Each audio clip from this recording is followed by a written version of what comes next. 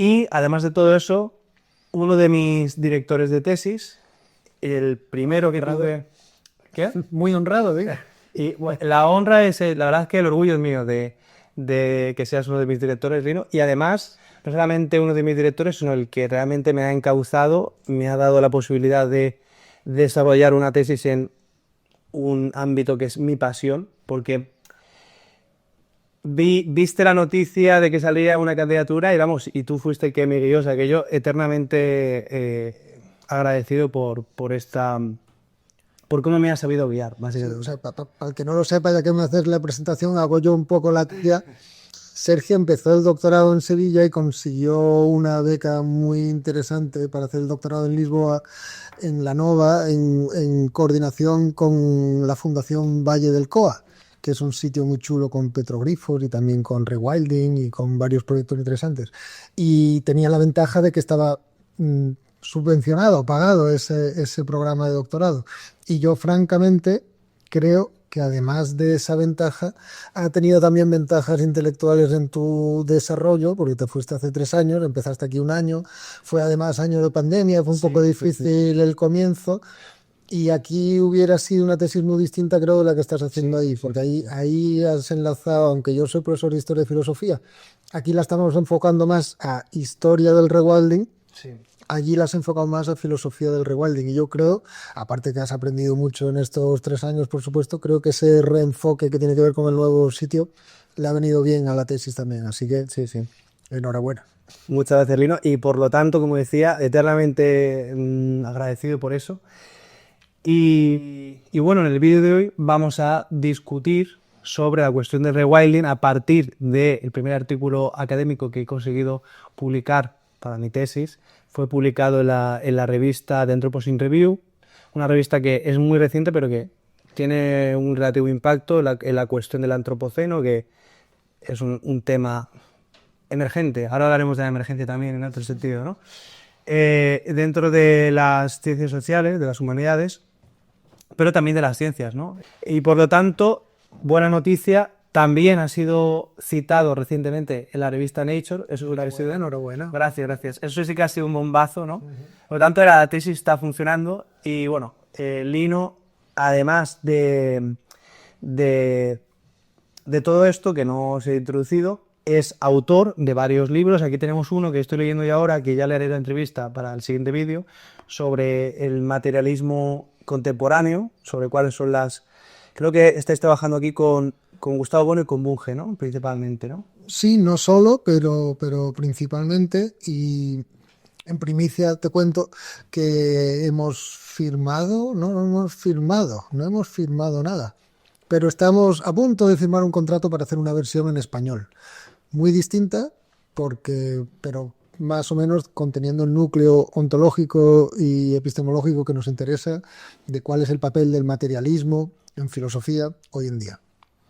A mí me parece sensacional que hayáis publicado en inglés una obra que también traduce en gran parte el pensamiento de Gustavo Bueno, que no está traducido al inglés, y que siendo tan influyente, ¿no?, en la esfera hispanohablante, se ha quedado casi, que es una esfera muy grande, pero que se ha quedado casi enclaustrado aquí dentro, o sea que es muy interesante. Hay algunas traducciones de libros de Bueno al inglés, pero lo bueno que tiene esta es que está en Synthesis Library, que aunque sea de Springer, Synthesis es, pongamos, que una de las colecciones, una de las revistas más importantes en filosofía analítica a nivel internacional.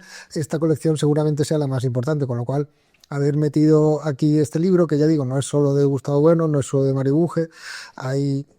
Pero es verdad que una de las cosas que intenta es presentar a esos autores, aunque Mario Bunge sí que publicó mucho en inglés, pero no es hoy en día discutido en muchos de estos círculos. Es decir, estas dos filosofías son una contribución desde el materialismo no reduccionista, decimos, es decir, inclusivo de materias que no son inmediatamente físicas o corpóreas o energéticas, sino que reconoce que hay otro tipo de entidades que no tenemos ninguna razón para llamarles espirituales, pero y que por tanto podemos analizarlas con los métodos del materialismo, pero que dependiendo de estructuras materiales básicas no son reducibles a ellas. Sí, son dos materialismos pluralistas que reconocen diferentes sustancias, por así decirlo. En el caso de Bunge es un materialismo, como decir, como sistémico, ¿no? Reduce Esa es la palabra que él utiliza, sí. sistémico, ¿no? En el caso de Bueno es pluralista, ¿no? Es más pluralista en el sentido de que, como él dice, no todo está relacionado con todo, ¿no? Claro, aunque Bunge también dice exactamente lo mismo. Entonces, una de las cosas que hacemos es, frente a alguna dicotomía, muchas veces comentada por ambos autores, tanto por Bunge como por Bueno, y más todavía por sus seguidores, pues lo que hacemos es ver los puntos de encuentro entre ellos y puntos de encuentro con otras filosofías, sean materialistas o no. Esto es una de las novedades interesantes del libro, que tampoco es una novedad absoluta, pero bueno. Bunge, por ejemplo, tendía a menospreciar mucho las filosofías idealistas. Sin embargo, aquí vemos con un discípulo de Bunge, que es un discípulo independiente, digamos, Gustavo Romero, pues lo que vemos es cómo recuperar algunos de esos contenidos para el materialismo. Y entonces ni Bunge es monista, Bunge aprueba el pluralismo, es decididamente pluralista, ni Bueno es solamente pluralista, también aprueba y defiende la continuidad entre diferentes dimensiones de la materia, por decirlo así, con lo cual apuntamos a los parecidos de estos dos autores entre sí y con otros materialismos, a la vez que destacamos sus diferencias y a la vez que nos separamos de ellos, tanto de Bunge como de Bueno, en los puntos que nos parecen más críticos, menos desarrollados, más ambiguos, con lo cual no es solo el objetivo del libro unir a Mario Bunge y a Gustavo Bueno, como a veces se ha dicho, o presentar sus filosofías a un público angloparlante, es reescribirlas críticamente para ser capaces de reactualizarlas y ponerlas a funcionar en debates muy interesantes que existen en el presente y que a veces podrían beneficiarse de estas intervenciones. Y uno de los beneficios que puede tener este debate, vamos a verlo directamente en el tema de esta conversación, que está muy relacionado porque vamos a discutir el rewilding, pero sobre todo desde un punto de vista de la filosofía y cómo la concepción que tenemos de la naturaleza está influyendo en cómo restauramos la naturaleza, ¿no? Es evidente que si se transforma la manera en la que concebimos qué es la naturaleza, que es básicamente como decir qué es todo, ¿no? Porque la naturaleza es una categoría tan esencial que decir que la naturaleza está cambiando, o la idea que tenemos de la naturaleza está cambiando, es prácticamente decir que todo está cambiando, ¿no? Y esto va a tener relación, por eso también es muy interesante esta conversación, porque Lino tiene esta faceta metafísica de una filosofía más dura, también tiene, bueno, otras facetas tuyas más conocidas en el mundo de la historia y de la historia de la ciencia, como el libro de los ingenieros de Franco, que ya discutimos hace unos años, tenemos 9 vídeos. También has escrito sobre historia y filosofía ambiental, sobre todo historia. No solo en el libro este, sino también aparte. Sí, sobre todo la historia de Doñana, del Parque Nacional de Doñana, sí. O sea que hay muchas facetas de ti que son idóneas para discutir estos asuntos, para que seas mi director de tesis sobre estos asuntos, porque tienes tienes el pensamiento crítico para poder revisar cualquier cosa que escriba, ¿no? Y ponerme límites, en definitiva, ¿no? Entonces, lo que vamos a hacer aquí es, la propuesta que yo tenía es tratar mi artículo y ir profundizando en algunos temas en los que tú me puedas ayudar y quizá de esta conversación también salga material adecuado para mi propia investigación luego, ¿no? Vale, vale, vale. O sea, una tutoría, pero en vivo y en directo. Sí, esa es la idea. Así que, bueno, Debo decir, por cierto, hablando de esto, que en este tiempo, y eso es lo mejor de dirigir tesis, tú ya sabes más sobre estos temas, mucho más que yo. Es decir, que esta tutoría es de dos caminos, porque claro, cuando un estudiante de doctorado, esto solo pasa a nivel de doctorado, puede pasar en otros niveles, pero sobre todo a nivel de doctorado, se mete tanto en un tema, pues de calle sobrepasa lo que sabe el director y a mí me gusta mucho esto porque así aprendo cosas nuevas, así que, y las aprendo hablando contigo, las aprendo leyéndote y las aprendo también en tu canal, así que... sí, sí, sí. No, está claro, al final yo dedico a esto 30 horas a la semana o 40 algunas semanas, entonces, aunque tengas muchísima más experiencia que yo, si no te enfocas en este tema, al final está claro, ¿no? Al final el conocimiento, la especialización es inevitable, es inevitable. Y bueno, la cuestión es que en este artículo, que como digo se ha citado recientemente en Nature, se llama El abandono de la idea de la naturaleza pura. En inglés esta idea es wilderness, ¿vale? No hay una traducción literal en español. Dos puntos, rewilding como la consecuencia de la metafísica del antropoceno en la restauración ecológica.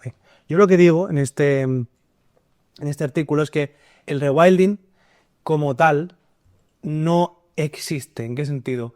No implica ninguna introducción metodológica ni se ha visto transformado el corpus de la ecología en cuanto tal. Lo que yo argumento en este artículo es que la idea de naturaleza está cambiando y que cuando cambie la idea de naturaleza, que ahora vamos a discutir cuál es la idea de la naturaleza que hemos heredado de la modernidad y en qué forma de concepción de naturaleza estamos entrando ahora, al cambiar esa idea de la naturaleza ha cambiado las prácticas, no las prácticas, sino el cómo operamos con los elementos del entorno, ¿vale? Entonces, ¿qué consideras tú, Lino, sobre esta idea de que la naturaleza está cambiando, lo que entendemos? En primer lugar, a mí me parece muy interesante la tesis central, ¿no? Que es decir, el corpus ecológico puede seguir siendo el mismo, pero los presupuestos filosóficos pueden afectar mucho a cómo se interprete ese corpus. Yo diría que sería raro que el corpus no cambiara a la vez, es decir, pero reconocer que hay unos presupuestos filosóficos en las ciencias es una cosa muy interesante que no siempre reconocen los científicos y que efectivamente puede tener efectos claros no solo sobre la interpretación de las ciencias, sino sobre las ciencias, porque claro, si el rewilding, como tú dices, básicamente opuesto a la restauración, lo que está diciendo es no vamos a fijarnos en un pasado, en una Arcadia feliz que por el pecado original cayó, sino no vamos a fijarnos en ese punto de referencia que siempre es construido en realidad y que además no sabríamos muy bien dónde ponerlo, sino que vamos a fomentar que con lo que tenemos, pues la naturaleza, que ahora hablaremos de esa idea, recupere la posibilidad de subsistir autónomamente dentro de la medida de lo posible. Claro, tú mismo en el artículo dices, eso es un cambio filosófico, pero es un cambio filosófico apoyado también en ciertos desarrollos dentro de la ecología. Desarrollos que en parte son a su vez filosóficos, en concreto las ciencias de la Tierra, claro, las ciencias del sistema Tierra, que como dices también en el artículo, y lo ha estudiado gente desde Latour hasta Dutrell, Sebastián Dutrell y más gente, las ciencias de la Tierra se desarrollan en gran parte a partir de la idea de Lovelock de Gaia. Y la idea de Lovelock de Gaia es una idea científica, pero es una idea también filosófica, que es una especie de llamada a recuperar el organicismo, de llamada a recuperar de salir del mecanicismo propio de las ciencias físicas, que antes se veía como el objetivo o ideal también para las ciencias biológicas, decir, oye, el mecanicismo no nos vale porque hay sistemas de realimentación que solo se pueden entender si le pones el prefijo auto delante. Pues hay autopreservación que está muy clara a nivel del organismo, y ellos lo que intentan es extrapolarla a nivel de planeta Tierra. Y ese cambio de paradigma, dices tú, siguiendo la terminología de Kuhn, es filosófico, pero a la vez es científico, porque efectivamente la ecología, coincidiendo con esa época, a lo mejor un poco antes, hay que tener en cuenta que estas ideas de Gaia, del sistema Tierra, tienen precedentes. El más conocido es Levontin, pero también Vernadsky en la Unión Soviética en los años 30, cuando habla de biosfera, que es un término que ya estaba acuñado desde finales del 19, cuando habla de biosfera dice muy explícitamente los seres vivos son capaces de cambiar la composición geoquímica de la atmósfera, del suelo y de los océanos. Con lo cual, esa idea de que la vida ayuda a crear las condiciones para la vida en la Tierra ya estaba funcionando, Lovelock la recupera y le da la pone como el centro de los intereses de la NASA, ni más ni menos. Y es dentro de la NASA donde se fomenta la creación de las ciencias del sistema Tierra. No es casual que sea la NASA, dado que la NASA tiene esta visión de la Tierra desde fuera y tal. Pero, por ejemplo, la ecología del Levontin y sobre todo lo que empieza a pasar a partir de 1980, que es cuando se crean las ciencias del sistema Tierra, y 90, como proceso unido, pero no exactamente, no totalmente dependiente, es esta ecología de la que tú hablas, de la ecología del no equilibrio. Aquí pasamos de ver el ecosistema como un acabado perfecto con disruptores externos, el input y el output de la cibernética, que es como se dibujaban los ecosistemas antes, con Odum y todo eso. De manera casi mecánica, ¿no? De manera bastante mecánica, aunque Odum es un grande, pero bueno, que es la cibernética, input-output, a las ecologías de no equilibrio que De meta-equilibrio que se llama, ¿no? o de metaequilibrio o de muy lejos del equilibrio, que lo que dicen es, oye, no, el sistema está continuamente readaptándose. Ese concepto de resiliencia que está ahora tan de moda tiene mucho que ver con esto. Pues, y no es exactamente lo mismo que resistencia. Muchas veces decimos, es lo mismo un préstamo del idioma inglés. Es que no es exactamente lo mismo, porque resistencia significa mantenerte. Resiliencia es adaptarte. Entonces el sistema está en continuo cambio. Eso, el rewilding, parecería que frente a la antigua idea de la restauración se basa en eso, pero ahí el cambio no es solo filosófico, es también científico. Es que la propia ecología ya no está hablando de un sistema al que haya que volver, sino que está reconociendo que a través de los milenios, pero mucho más de los millones de años, hay cambios climáticos, hay cambios de biodiversidad, hay cambios constantes, con lo cual es absurdo pensar en una evolución dirigida a un equilibrio estable. Es una evolución que nunca para. Aquí hay un par de asuntos que para de alguna manera esquematizar y orientar la conversación serían muy interesantes. Y es, el primero, todo esto está en el artículo, que antes del nacimiento de la ciencia moderna, los premodernos, y así continúa siendo o ha continuado siendo en el resto de esferas culturales, han considerado que el universo era una entidad orgánica, en la cual tanto el orden moral como el orden natural estaban entrelazados. Todo estaba entrelazado, todo estaba relacionado. Las formas en las que se concebía la naturaleza, como digo en el artículo, que muchas veces estamos recuperando ahora, vamos a decir, no eran mecánicas, en el sentido de que la naturaleza era un agente vivo, bifaz, caracterizado de manera bifaz en las narrativas, como filtrador y como proveedor, ¿no? ¿Qué pasa con la modernidad? Que queriendo limpiar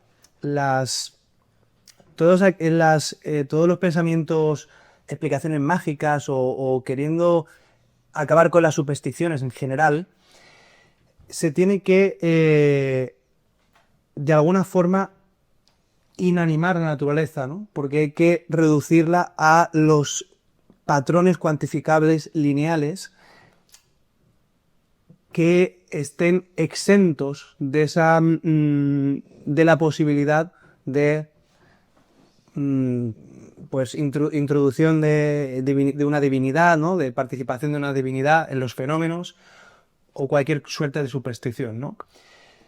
Cuando se empieza a concebir la naturaleza desde esa forma, la parte orgánica, habíamos hablado de las múltiples sustancias, ¿no? La parte orgánica pasa a ser inerte, pasa a ser reducida de alguna forma a las mismas leyes que tienen las leyes físicas. Como que las leyes que ahora hablaremos de la ecología o de los organismos vivos en general, dejan de, no porque se conociesen antes de la modernidad desde un punto de vista racional, sino porque muchos fenómenos con los que de alguna manera se interactuaba y sobre los cuales había creencias que funcionan de manera orgánica, es decir, de manera no lineal, de manera que la suma de sus partes no da un resultado lineal, ¿no? Un resultado acumulativo, por así decirlo, sino que es exponencial.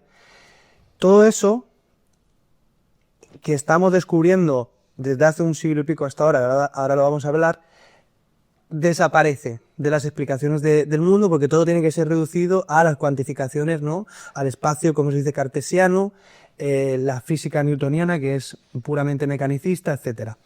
Entonces, este evento es lo que algunos autores, como Bruno Latour, como hay una autora que me gusta mucho, que yo he hablado en mi canal varias veces, que es Caroline Merchant, llaman la muerte de la naturaleza. Bruno Latour habla, tomando un término de Michel Serres, que es otro filósofo francés, de la gran división, porque el sujeto premoderno, que como digo, al estar el orden humano y el orden natural entrelazados, de alguna forma participa en el universo, pero el sujeto de la modernidad es un sujeto cognoscente aislado o quiere ser un sujeto aislado del universo, ¿no? Como un observador externo, que luego en la práctica, y esa es la crítica de Bruno Latour, nunca sucede. Por eso nunca fuimos modernos, dice Latour, porque todo lo que pensamos sobre la naturaleza, todo lo que hemos creído que eran hechos puros de la naturaleza, en el fondo estaban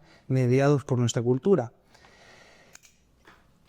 Y es ahí donde hay una metafísica que muchos científicos creen que no tienen, ¿no? A la hora de trabajar con los elementos del entorno, y que está condicionando cómo tratamos los objetos. Y yo en el artículo hablo de dos categorías que no las he propuesto yo, que es wilderness y wildness, ¿no? El wilderness sería como la naturaleza pura, la naturaleza antes de ser tocada por el ser humano, que ha sido la base y el horizonte a restaurar históricamente.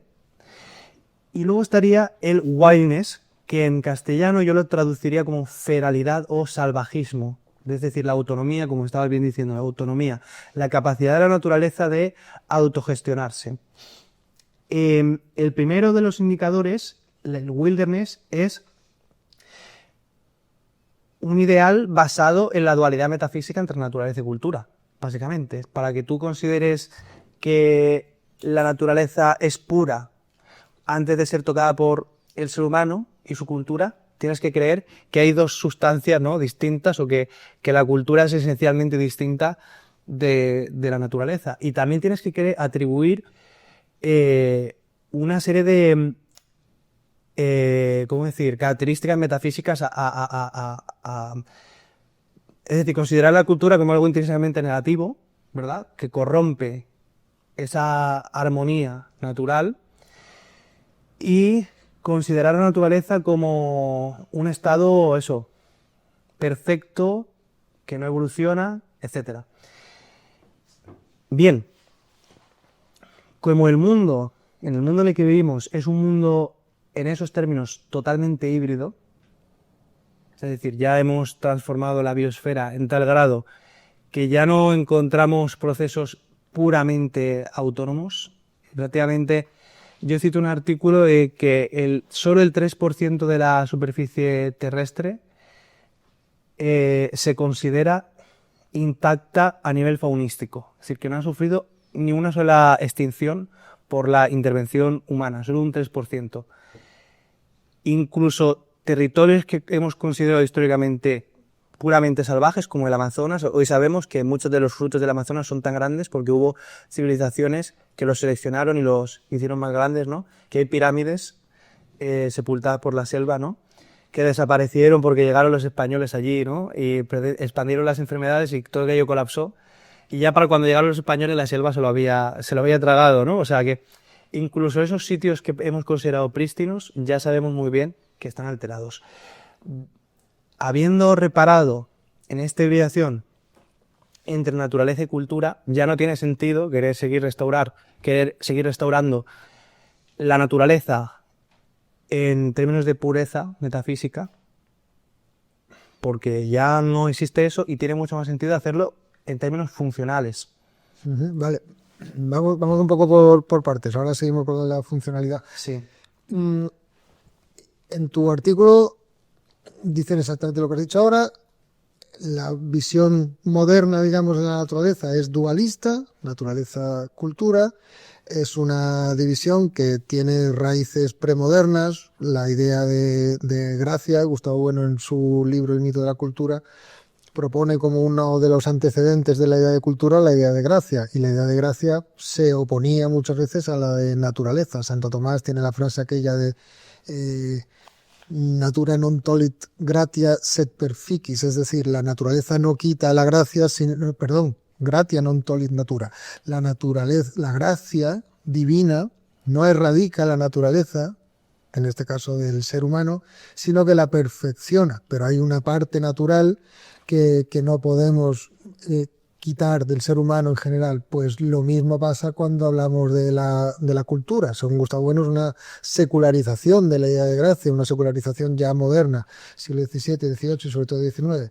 Pues esta idea de que la cultura se sobrepone a la naturaleza, y efectivamente eso implica un dualismo, y ese dualismo a veces hace como con la gracia perfecciona a la naturaleza. Esto, por ejemplo, hay un nodo muy gracioso de 1950 y poco sobre una presa en el Noguera Ribagorsana, un salto de agua en el Pirineo, que además le ponían una capilla, una pasada de Eduardo Torroja, una estructura laminar muy chula en el 53, al lado de la presa, con lo cual todavía estaba esta idea teológica funcionando, y básicamente lo que decía el locutor de nodo en un acto de propaganda es: el run run de los motores viene a esta naturaleza sublime y la perfecciona, ¿sabes? O sea, en ese caso el dualismo está ahí, pero la naturaleza es buena y la cultura es mejor, y entre las dos se perfeccionan. Y luego está esta otra idea muy propia del conservacionismo, de los primeros parques naturales en Estados Unidos y tal, de decir: ostras, no, la cultura es la caída, la idea rusoniana al fin y al cabo, ¿no? De la cultura es la caída del pecado original, una idea cristiana y luego rusoniana, la cultura es la caída del pecado original, hay que volver a esa naturaleza prístina. Y efectivamente ahí está el dualismo del que hablas. Otra alternativa de la que hablas es el monismo, es decir, la naturaleza y la cultura son lo mismo. Esto tiene perfecto sentido desde un punto de vista evolutivo, pues porque sabemos que hay culturas animales muy anteriores a las culturas humanas. Por ejemplo, se sabe que las ballenas tienen ya vocalizaciones desde hace 40 millones de años, y sabemos hoy en día que esas vocalizaciones son culturales, en el sentido de que hay dialectos regionales que se transmiten de generación en generación, con lo cual sabemos que hay culturas no humanas, es decir, que dentro del reino animal, en contrario de lo que pensaban los cristianos o Santo Tomás o antes de Darwin en general, dentro del reino animal podemos explicar evolutivamente las ventajas que tiene tener culturas. Hoy sabemos que las orcas, por ejemplo, cazan de muy distintas maneras en unas regiones del planeta a otro porque tienen su subcultura. Lo mismo pasa con los lobos, etcétera, etcétera. Bueno, pues esa idea evolutiva diría que las culturas en los seres humanos es lo mismo, pero simplemente en esteroides, ¿no? Es como tenemos una capa cultural, y eso es verdad, por la lengua, la historia, tenemos una capa cultural más gruesa que otras especies, pero seguimos siendo animales, tenemos que sobrevivir. Hay arqueólogos, por ejemplo, y antropólogos que proponen que las formas culturales sobreviven o no según las presiones de la selección natural, y entonces utilizan la evolución, la teoría de evolución, para analizar el material antropológico. Dice, vale, tú puedes inventarte 1000 historias, pero si energéticamente eso no tiene sentido, tu sociedad va a terminar pereciendo, o ese rasgo cultural en concreto de tu sociedad va a terminar pereciendo. Eso sería un monismo, en el sentido de que la cultura también es naturaleza. ¿Vale? Tú la crítica que le haces a esa visión monista no es tanto teórica como, vale, entonces es práctica, es operacional, ¿vale? Con ese criterio no sabríamos qué preservar o no. Entonces tú lo que propones es lo que decías de la naturaleza híbrida. Ahora hablamos de eso, dime lo que... Claro, esto, y lo hemos hablado en alguna ocasión, años atrás, no sé si te acuerdas de esta conversación que tuvimos, yo sí me lo recuerdo porque me pareció una idea muy importante, y es que, y creo que Bruno Latour habla de eso también, el hecho de que desde el paradigma de la ciencia actual, creer en el dualismo metafísico, naturaleza y cultura, no tiene sentido, o gran parte de los científicos no creen en esa dualidad, que ya veremos porque luego en términos epistemológicos sigue estando ahí, ¿no? no significa que no debamos de mantener esa dualidad de manera referencial, porque si consideramos que todo es naturaleza, entonces no pasaría nada por degradar la naturaleza. O sea, no se podría degradar la naturaleza. El ser humano, con sus acciones, no estaría interviniendo para degradar nada, porque sus acciones también serían naturales y por lo tanto, claro, pues no habría ninguna deontología asociada a la destrucción que causa. Lo cual no es un argumento ontológico, es un argumento axiológico, es decir, que las consecuencias que se llevarían de eso puede que se consideren malas, pero eso no quita que sea verdad descriptivamente. Entonces, si tú a un antropólogo evolutivo le dices, oye, no digas que todas las formas culturales son naturales, porque entonces no vamos a saber qué preservar, ¿no? Y él te dice, oye, mira, si quieres una solución moral, vete a la iglesia, yo te digo lo que yo veo, y lo que yo veo es esto. A mí me parece que había una argumentación propiamente ontológica contra esa perspectiva monista, y es más o menos por la que defendemos en el libro de un materialismo no reduccionista, es decir, que ontológicamente tú puedes reconocer que la cultura depende absolutamente de determinantes biológicos, pero no se reduce a ellos. Entonces, la división naturaleza y cultura sigue teniendo sentido desde un punto de vista ontológico en el momento en que la cultura, y habría que hablar de esferas, o sea, no, hablar de la naturaleza en general, de la cultura en general no tiene ningún sentido, pero habría que hablar de esferas culturales o de rasgos culturales que tienen a lo mejor un origen evolutivo, pero que se separan de ellos y tienen sus mecanismos propios. Y dirá el antropólogo evolutivo, bueno, pero sí los tienen. O sea, el antropólogo evolutivo, si tú le dices, oye, pero los llamados memes, ¿no? La palabra meme se hizo por Dawkins y otros y Dennett como correlato de gen, ¿no? Gen, mem. Vale, pues el meme todos reconocen que no tiene un origen genético, evidentemente, y no tiene una transmisión genética, con lo cual la biología, o sea, la antropología, la cultura, tiene por lo pronto esa independencia. Entonces te dirán, sí, es verdad, por supuesto, pero la selección natural, la presión de la selección natural, al final elige los rasgos fenotípicos del organismo y también elige los rasgos culturales. Bueno, pues sí y no, porque las sociedades son suficientemente complejas como para tener excedentes de energía que tú puedas gastar en hacer unas cosas u otras, o unas cosas en las que te gastes más energía, como yo qué sé, el celibato, hacer pirámides, lo que tú quieras. Y tú dices, sí, pero siempre tiene que haber una explicación funcional. No siempre. Hay veces que existe la posibilidad de tener un excedente de energía que se derrocha y que no tiene ninguna funcionalidad clara. Y hay otras veces que los rasgos culturales perviven con una relativa independencia frente a esas determinantes de la selección natural, pues por otros mecanismos que son propiamente culturales, tiene sus ritmos, entonces yo creo que sigue habiendo razones ontológicas, no solo axiológicas o morales, para mantener la separación. Y esto tiene que ver también con esta propuesta de lo híbrido, ¿no? Que es la propuesta de Latour, de los ensamblajes, de los aparatos, también le llaman. Es muy atractiva y muy cierta para muchos casos, pero tampoco se puede generalizar. Por ejemplo, las ciencias físicas. Bueno, Vernadsky decía claramente, la biosfera es una capa de la Tierra a la que luego se añade la noosfera, decía él. Sí, es la suma de las mentes, ¿no? Sí, pero eso es la noosfera de Teilhard de Chardin, la suma de las mentes. Para Vernadsky la noosfera es simplemente otra capa en la que están los animales inteligentes, ¿vale? Sí. Pero la biosfera es las plantas que no, en principio ahora hay más discusión sobre eso, pero en su época no, las plantas que no tienen inteligencia, no tienen conciencia, tal.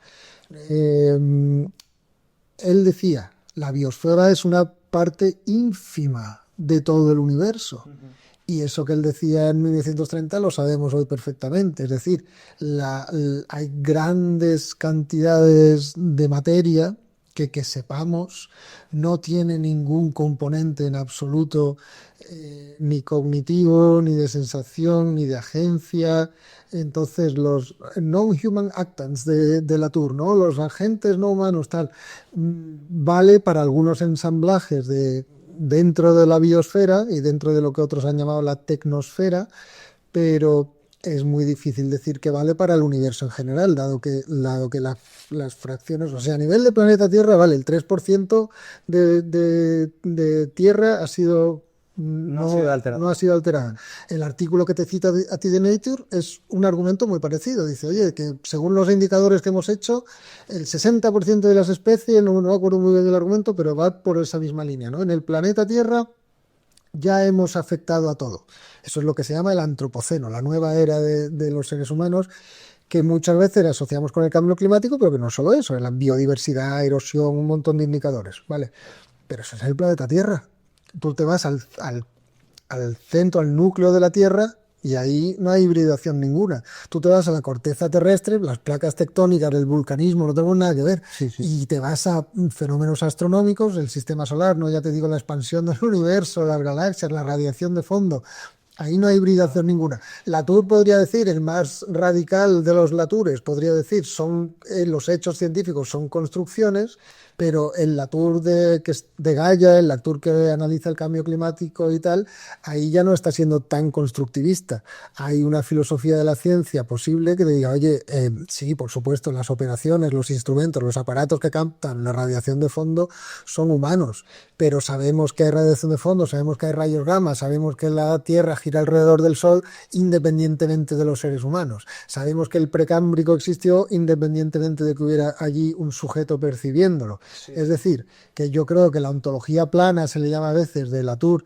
En este libro del materialismo contemporáneo, yo tengo mi capítulo aquí, bueno, hay uno que hacemos conjunto de historia de la idea del materialismo en filosofía, y el capítulo que tengo yo aquí sobre historia de la ciencia en particular y filosofía de la ciencia, lo que intento decir es, oye, la filosofía de la ciencia tiene que tener una ontología detrás.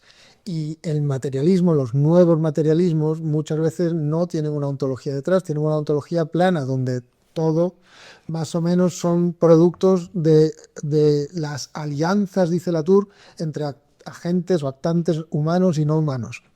Yo lo que digo es no, la hibridación tiene sentido en algunos casos, pero solo se entiende bien si aceptamos una asimetría ontológica, en el sentido de que la materia física es previa y necesaria a la materia biológica es previa y necesaria a la materia psíquica. Sin cuerpos orgánicos no estaríamos hablando tú y yo. Y luego, una vez que hemos dicho eso, sí hay causalidad descendente, eso sí que lo podemos admitir. Entonces sí que hay momentos en el universo donde la vida puede afectar a la composición geoquímica de océanos, suelo y atmósfera, donde la cultura puede afectar a la transmisión genética como un factor epigenético más, donde una especie, como pueden ser las bacterias, pueden afectar a la composición geoquímica de la que a veces dependen, o una especie, como pueden ser los seres humanos, puede afectar a los estratos geológicos, o puede afectar también a la composición de la atmósfera, ¿vale? Pero reconocer esos feedback loops, eso es dentro del sistema Tierra, esa retroalimentación, causalidad descendente, todo eso, reconocer eso no puede dejarnos de hacer reconocer la asimetría tan clara entre la materia física y el resto, por ejemplo. Y qué decir ya de si, aunque esto a lo mejor es tirar un triple, pero qué decir ya de si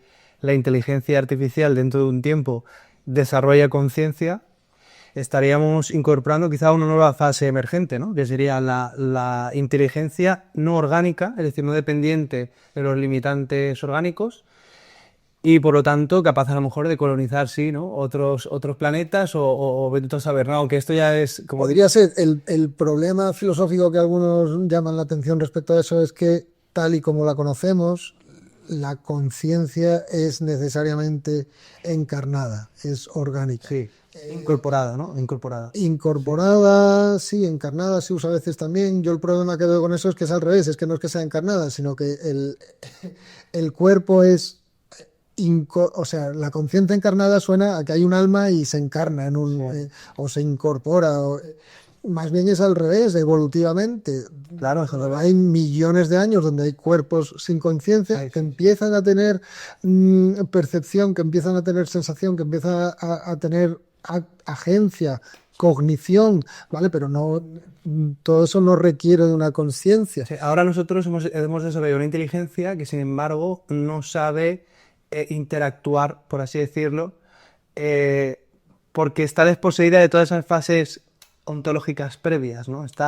Claro, no va a ser, llamarle inteligencia es una metáfora. Tendríamos que inducir el proceso contrario, evolutivo contrario casi, para que desarrollase, ¿no? No contrario. Habría que implantarla en un cuerpo. Y es que sea un cuerpo que naciera, que tuviera sus... Entonces, estamos muy lejos de eso. Es espectacular lo que puede hacer la inteligencia artificial, pero llamarle inteligencia Sí, artificial... bueno, tampoco podemos decir que la evolución se ha detenido, la evolución continúa y puede ser que este sea otra nueva sustancia. Sí, por eso hay gente que está, o sea, esta noosfera, no en el sentido de Bernatsky, sino el de Chardin, que tú decías antes, de esa conciencia unificada. Hay gente que dice que probablemente, Benigno Varillas, por ejemplo, que probablemente la inteligencia artificial sea el modo que tenemos de llegar evolutivamente a ese estadio que algunos, como Teilhard de Chardin y probablemente Félix Rodríguez de la Fuente, vaticinaban. Sería el culmen de la civilización si pensamos, por ejemplo, las civilizaciones o sistemas biológicos equiparables a la civilización humana que encontramos en la naturaleza son los insectos sociales, que funcionan de manera coordinada a través de hormonas y en un escenario, desde mi punto de vista distópico, en el cual pudiésemos estar coordinados mediante la inteligencia artificial y pensemos implantes o cualquier... Podríamos llegar a un nivel de organización, ¿no? Imaginemos, ¿no? Esto es un escenario distópico, pero a lo mejor sería como lo que verdaderamente falta al ser humano para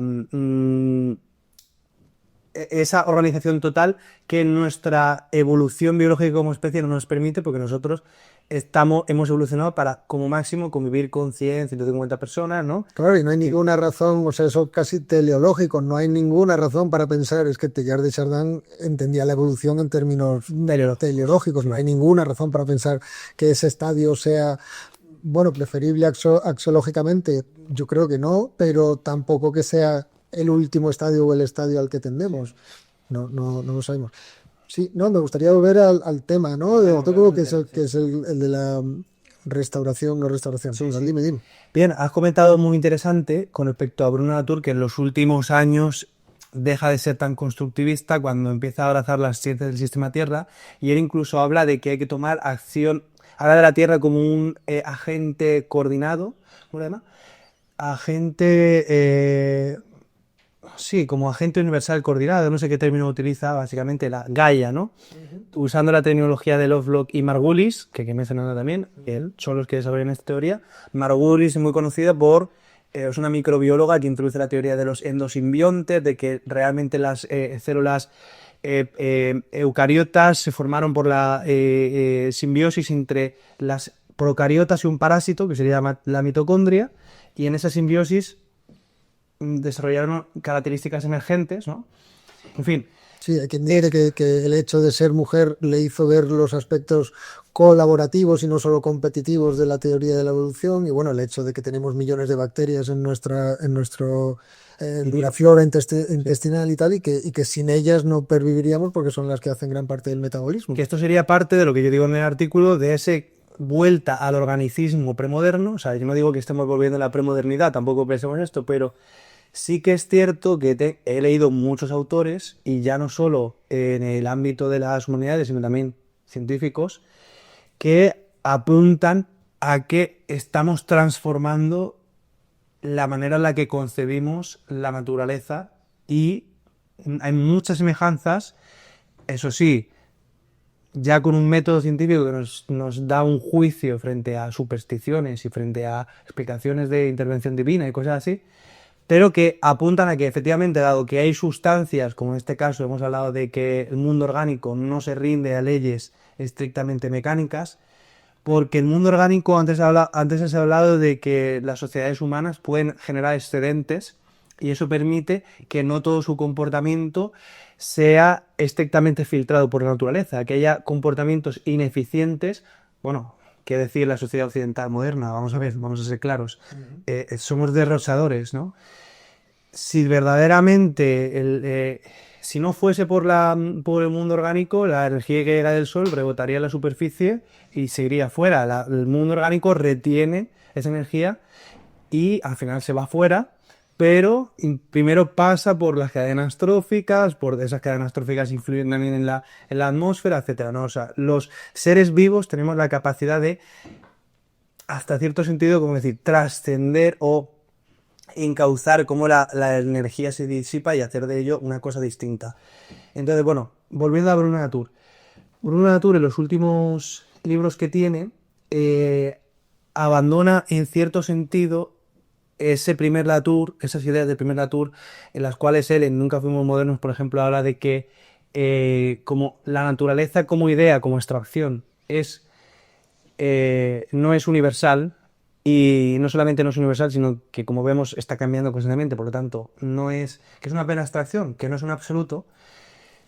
No podemos hablar de que exista un polo de la naturaleza universal a todas las culturas y múltiples polos en la cultura, que es un poco el paradigma, yo creo, de contemporáneo, ¿no? Que pensamos que lo verdadero es la naturaleza y que encima de la naturaleza flotan la infinidad de culturas que hay en el mundo. Latour viene, en ese primer Latour, ¿no?, de Nunca fuimos modernos, viene a decir, oye, no, esto no es así, porque eso que nosotros llamamos naturaleza está cambiando, está dotado de interpretaciones metafísicas, por lo tanto, sin negar que la naturaleza exista, nosotros no tenemos un acceso directo a los hechos puros, como pensaban los modernos. De ahí la teoría de Torre, del laboratorio, no sé qué. Bueno, todo este Latour, el primer Latour, que es el que le hizo famoso, básicamente. Y habla de sistemas, naturaleza y cultura. Él dice, cada cosmovisión del mundo es un sistema, naturaleza y cultura por sí mismo. Pero ya en el segundo Latour, cuando se pone con la ciudad del sistema Tierra, viene a esto, de decir, oye, por mucho que haya muchos sistemas, naturaleza y cultura, si tú no eres compatible con el medio ambiente, pereces, ¿no? O sea, tú no puedes tener una cultura que esté por encima de los condicionantes ambientales. Por lo tanto, creando ese nuevo agente, ese actante universal coordinado, ¿no?, esa Gaia, que es de alguna forma una amenaza para que responde, que es activo ante nuestro derroche, básicamente, todas las culturas pasan a estar subordinadas en común, independientemente de lo que cada uno interprete sobre qué está sucediendo, ¿no? Porque tú puedes creer que se está desecando tu tierra porque así lo ha determinado una divinidad, ¿no? Si imagínate que perteneces a una etnia, no sé, de cualquier país o región de África, ¿no? Tú ves que hay un proceso de desecación, tú puedes dar interpretaciones mitológicas a eso, o puedes creer que es por el cambio climático antropogénico, pero los hechos están ahí, ¿no?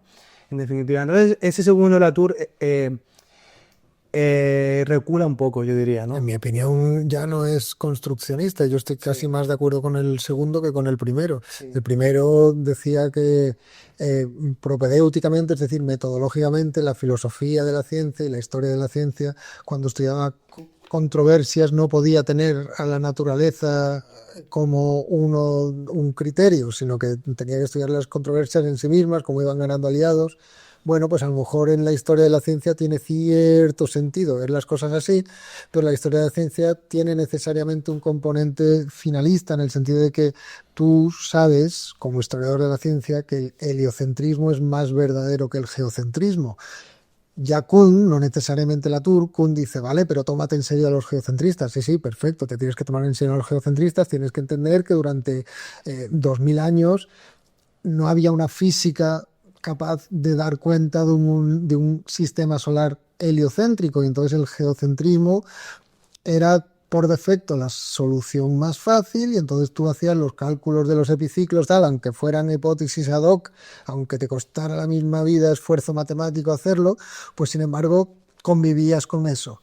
Vale, Servía para dar explicación a... servía para explicación, vale, pero nosotros como historiadores sabemos que Copérnico tenía más razón que Ptolomeo y esa asimetría en la naturaleza necesariamente tiene que entrar en nuestra historia, porque aunque tú digas sí, pero cuando Copérnico se optó por el heliocentrismo, seguía habiendo problemas matemáticos porque él hablaba de círculos, hasta Kepler no hay elipses, y ahí ya es cuando empiezan a solucionarse las cosas. Me da igual, una vez que estamos ya hablando de Kepler, que contemporáneo de Galileo, ahí ya es cuando eso es evidente, Copérnico no hace el cambio, Copérnico lo propone, pero quienes lo hacen son Kepler y Galileo. Pero una vez que estamos ahí ya situados, nosotros nos identificamos más con la verdad del heliocentrismo y por tanto somos capaces de juzgar esos 2000 años desde ese punto de vista, decir, oye, que estos epiciclos que hacen todos los astrónomos medievales, todo esto son constructos matemáticos dedicados a soportar una teoría. Pues pasa lo mismo en otras controversias de la historia de la ciencia. Yo no veo fácil que los historiadores y los filósofos de la ciencia fijan que no conocen el resultado científico real, ¿sabes? Pues Sí, estoy sí, sí. parecido. Pero fíjate, ahora que hablas de los paradigmas y de los cambios en, bueno, el clásico ejemplo de Kuhn es este, ¿no? Del geocentrismo al heliocentrismo, ¿no? Vemos que cuando sucede un cambio de esta naturaleza, hay implicaciones también en el orden moral o en qué lugar los seres humanos dan a su... se dan, ¿no? En el universo o en esa... En fin, que si tenemos un rol distinto aquí, ¿no? La teleología, ¿no? Que hablamos, ¿no? Entonces, al final, y esto por lo que dice Latour, que nunca fuimos modernos, todas las teorías científicas que han supuesto cambios ontológicos han implicado por efecto cascada o dominó cambios también en qué pensamos sobre nosotros, qué sistema de valores tenemos. Y hay algunas teorías científicas que son compatibles con, y esto es lo que estoy explorando con un texto que voy a pasar en las próximas semanas, con nuestros sistemas de valores y creencias y con teorías que no. Antes has hablado de que Margulis, se dice por derechos y mujer, ha recuperado una visión más cooperativa o participativa de la vida, porque nosotros veníamos de... un siglo y seguimos estando de paradigma darwinista, evolucionista, ¿no? En el que la vida es dirigida casi por exclusivo, ahora ya estamos viendo que no, por este tipo de teorías, por el proceso de filtración que decíamos antes, ¿no? De que los modernos ya contemplaban, pero en otro sentido. Es decir, la competitividad, la filtración ambiental y la filtración sexual, ¿no? Las hembras filtran a los machos y el ambiente filtra a los dos, ¿no? Y filtración trófica, la selección natural a través de la selección de lo que te comes, que no es baladí porque ahí ya entra la coevolución, o sea, Darwin no era ajeno a la coevolución, evidentemente, pero es verdad que a través de Spencer y de la lucha por la vida y de la supervivencia del más apto, más fuerte a veces se traduce, pues ahí sí que es verdad que lo que tiene todo el mundo en mente es... hay una manada de leonas y dos leones se enfrentan y quien gana, pues ese va a tener descendencia. Pero claro, en evolución eso es un caso, pero hay un montón de otros casos que no funcionan así la cosa. Pero vemos que, has hablado de Spencer, vemos que, esto va a estar en el texto que voy a pasar, que rápidamente todas las descripciones ontológicas sobre, bueno, las descripciones del mundo, en definitiva, luego tienen traducciones también sociales. Es decir, Spencer argumenta que las sociedades humanas son sociedades perfectamente orgánicas, son sistemas orgánicos también, compiten entre sí, ¿no?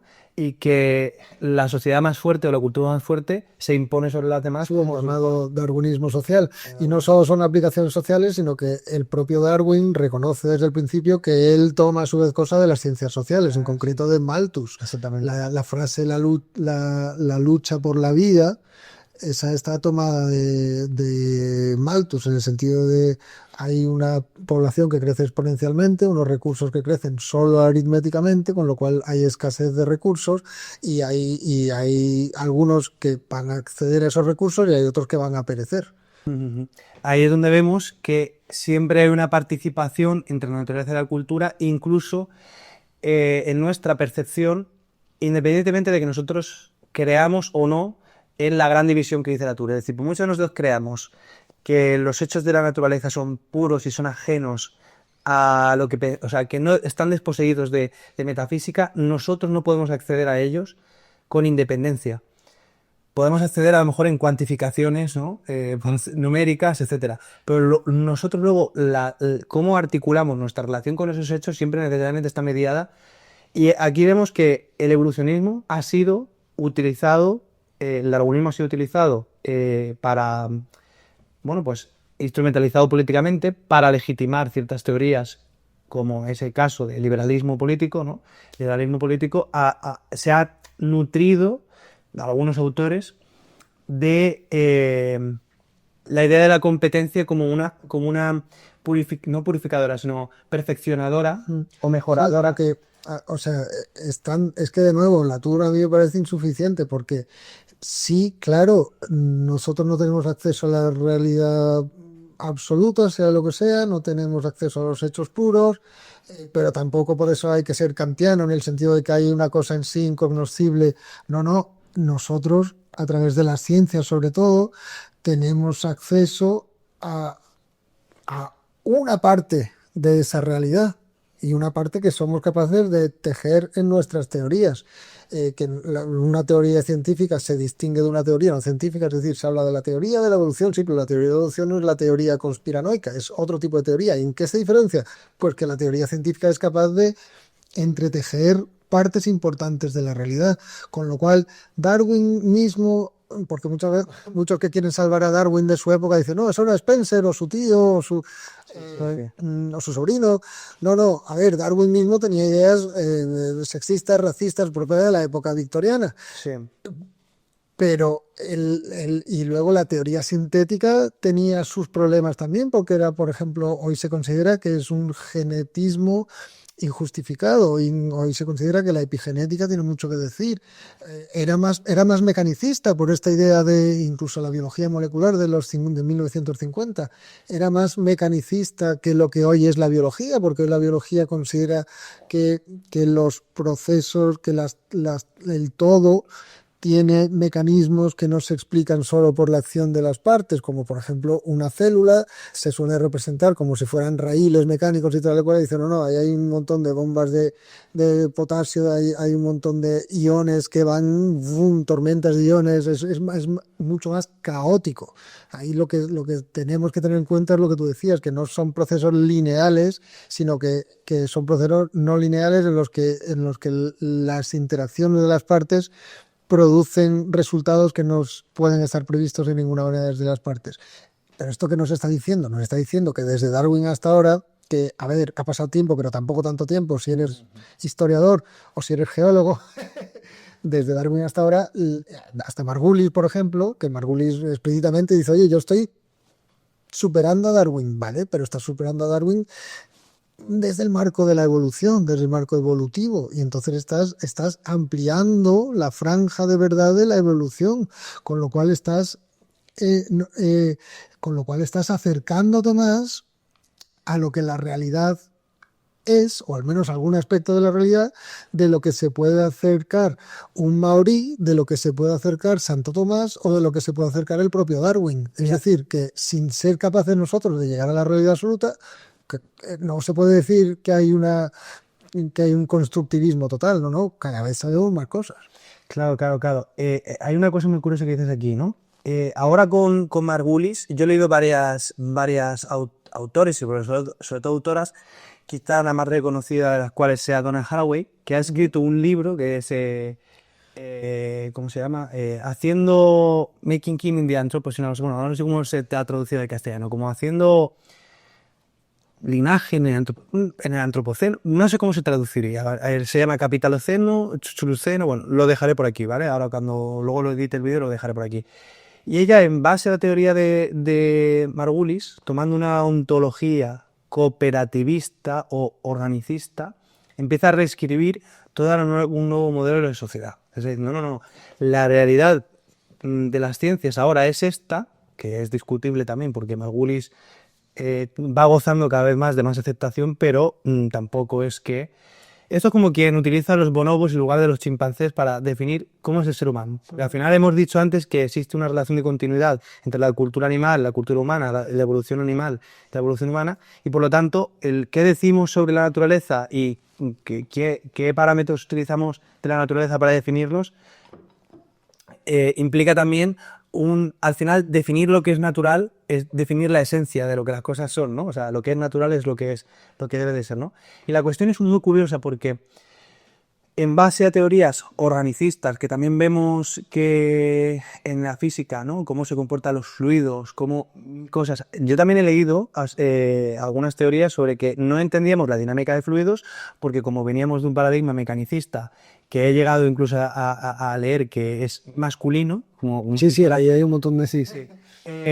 no éramos capaces de ver el caos, que es como femenino, simbólicamente femenino, ¿no? Sí, no, esos son delirios. Bueno, cuando me refería a que hay gente que propone que Margulis, por ser mujer, me estaba refiriendo sobre... No, pero es que, es que estas teorías están, cuando uno lee teoría, por ejemplo, de género, que yo aquí, cuando estuve haciendo el doctorado en la Universidad de Sevilla, participaba Sí, sí, hay mucho de eso, pero vamos, ya digo que en Darwin la coevolución y la cooperación son atributos muy importantes. Y una cosa que es interesante en relación a esto, que yo digo en el artículo, es, habíamos dicho que la naturaleza se concebía en la premodernidad y se sigue concebiendo en muchas culturas como proveedora, que eso sería la madre tierra, que han recuperado los románticos, los ecologistas y sobre todo a partir de Rousseau, que mencionabas, ¿no? Que Rousseau, ahora si quieres podemos mencionar algo, pero esa parte esa parte proveedora se ha recuperado con esa idea de la madre tierra, de los ecologistas, ¿no? La naturaleza nos hace posibles, tal. Y luego estaba la parte filtradora, que la ciencia moderna la recupera Darwin, ¿no? Darwin, pues sí, no pasa nada. Pues lo cortas, ¿no? No pasa nada. Darwin, de alguna manera, desde el punto de vista de la ciencia, ha recuperado algo que ya los modernos intuyen de una manera mitológica, simbólica, ¿no? Supersticiosa. Como si no hubiera pasado nada. Y eso, ahora vemos estas teorías, o teorías como la de Gaia, que de alguna manera, pues eso, recuperan o se asemejan a esa naturaleza cooperativa o proveedora, etcétera, ¿no? Como que vemos que de una manera distinta, más sofisticada, pero ciertas ideas son muy semejantes, ¿no? A la cosmovisión premoderna. Sí, sí, no, o sea, yo ahí tendría mucho cuidado porque Santo Tomás no previó las ciencias del sistema de la Tierra, ¿sabes? Es decir, que en cierto modo sí hay un, podemos decir, paradigma mecanicista que viene de la física y de la mecánica clásica y que se intenta extender a la biología y que en parte se extiende, tiene sus virtudes, pero que hoy en día se está convirtiendo en otra cosa, pero esa otra cosa no son las causas naturales de Aristóteles, ¿verdad? Entonces, yo eso lo veo un poco peligroso porque es muy interesante.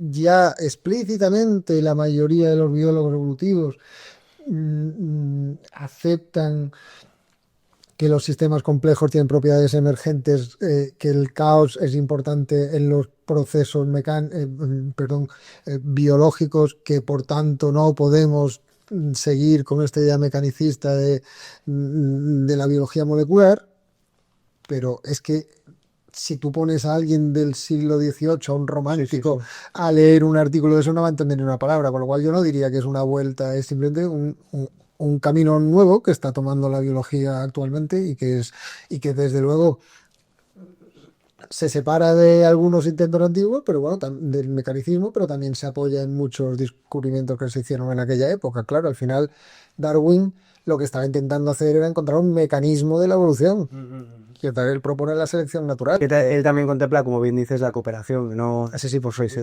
Sí. Yo quería hablar, que se nos está olvidando, del núcleo del artículo, que es diferencia entre rewilding y restauración. Que tú dices que es filosófico, pero yo si te fijas, la primera intervención era un poco decir sí, tienes toda la razón, y a mí eso me gusta, que tenga ese reconocimiento de la importancia de las filosofías. Filosófico que está cambiando cómo vemos estas cosas, que es lo que primero hemos introducido ahora. Claro, lo único que, como yo te decía antes también, la misma ecología ya no contempla estados de equilibrio estables. Y esto pasa no solo en la ecología, sino en la climatología, por supuesto. La climatología lo que te habla es de cambios climáticos constantes, de glaciaciones, de efectos invernaderos que duran millones de años y que luego colapsan. La geología es más catastrofista que continuista muchas veces, volviendo a la polémica del siglo XIX.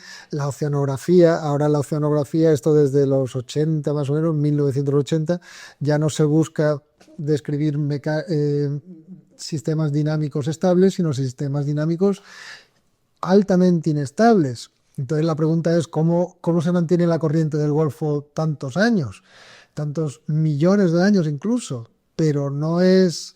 en ningún momento se considera que ese es el estado normal de las cosas. El estado normal de las cosas es que eso va a cambiar en algún momento, ¿no? Y dentro del mar Mediterráneo, que yo con mi grupo de investigación, DeepMed, estamos investigando sobre todo, pues ahí a principios de los 90, monitoreando cambios en directo de las corrientes del mar Mediterráneo, se descubrió, por ejemplo, que las aguas intermedias durante 4 o 5 años, y luego volvió a su curso normal, no se producían en el Adriático, sino en el Egeo. ¿Por qué? Pues hay un montón de factores, hay controversias, tal y cual, pero el caso es que hoy en día los sistemas dinámicos se entiende que no son estables, sino que están en continuo cambio.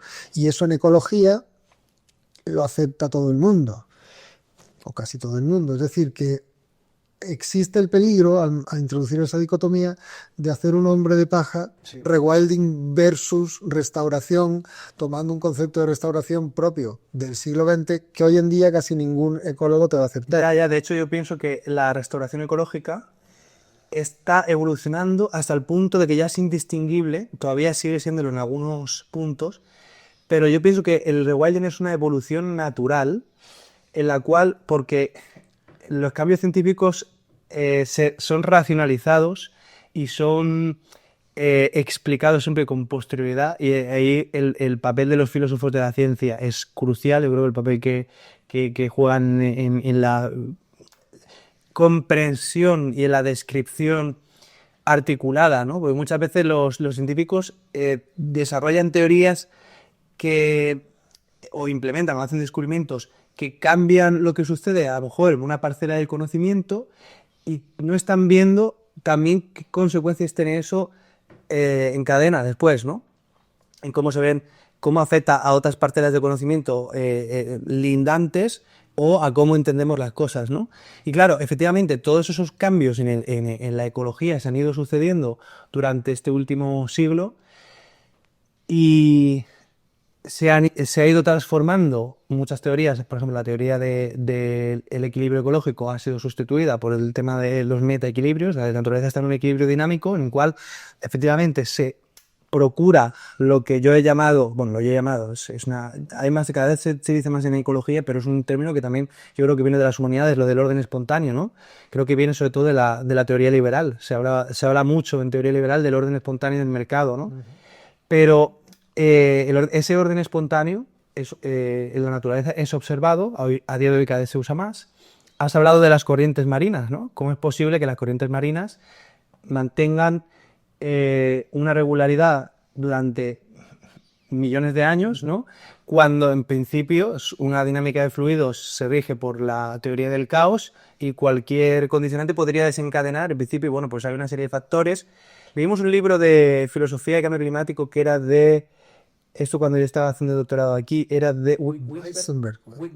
Sí, sale Weisenberg, pero es Winsberg. Que hablaba de todo esto, ¿no? De los forcings, de cómo existen esa serie de factores que hacen que en un sistema caótico al final se mantenga una cierta estructura, y eso en los sistemas orgánicos se ve también, ¿no? Como la presencia de un animal genera una nueva dinámica, tú introduces o reintroduces un animal que lleva mucho tiempo desaparecido en un ecosistema, y una serie de flujos vuelven a activarse. Entonces lo que yo digo es, si estamos de acuerdo en que la propia ciencia ha cambiado en eso, sí, entonces la diferencia filosófica del rewilding con respecto a restauración antigua no es solo filosófica, sino que también es científica. Y es de esperar que ecologistas que no están a favor del rewilding compartan, sin embargo, esa visión Orgánica. esa visión orgánica con el rewilding. De hecho, yo ahí introduciría, no sé si una crítica, pero a lo mejor sí un matiz a tu vídeo que hiciste sobre el artículo de los científicos españoles contra el rewilding. Contra el bisonte, ¿no? Contra el bisonte, la introducción del bisonte europeo en la península ibérica. Sí.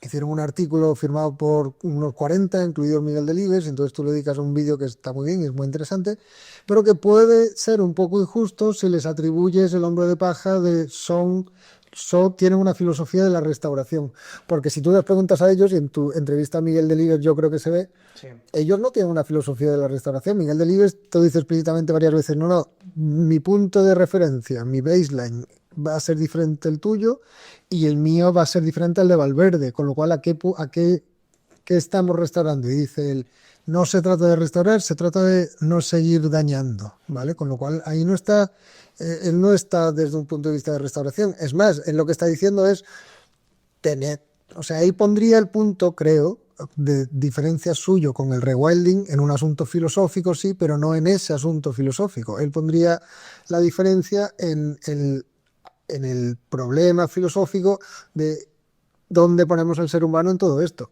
Y él lo que te está diciendo es, tenemos que buscar maneras de no seguir deteriorando los sistemas ecológicos, los ecosistemas, compatibles con la vida humana.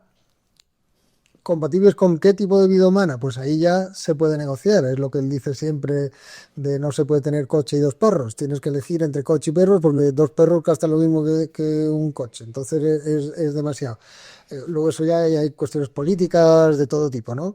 Pero creo que si tú les preguntaras a ellos, ellos te dirían, no, si nosotros estamos de acuerdo en que, vamos, es que de hecho en el artículo suyo contra el rewilding, contra la introducción es un poco contra el rewilding también, porque Sí, dice que claro. el rewilding no ha dado ningún resultado medible. Sí, lo dicen al Así sirve, nada más empezar, que efectivamente es una cosa un poco rara, porque como el propio Delibes dice, pues Valverde introdujo Vaca mostrenca bueno, mostrenca andoñana, que es un ejemplo muy temprano de feralización, que esta idea que yo he acuñado esto, no lo he visto en ningún momento antes, en el artículo con feralización inducida, he dicho. es muy interesante ese nombre y es muy interesante esta distinción que hay en inglés y que en español es difícil entre wilderness y wildness, que yo no la conocía hasta leer tu artículo, debo reconocer.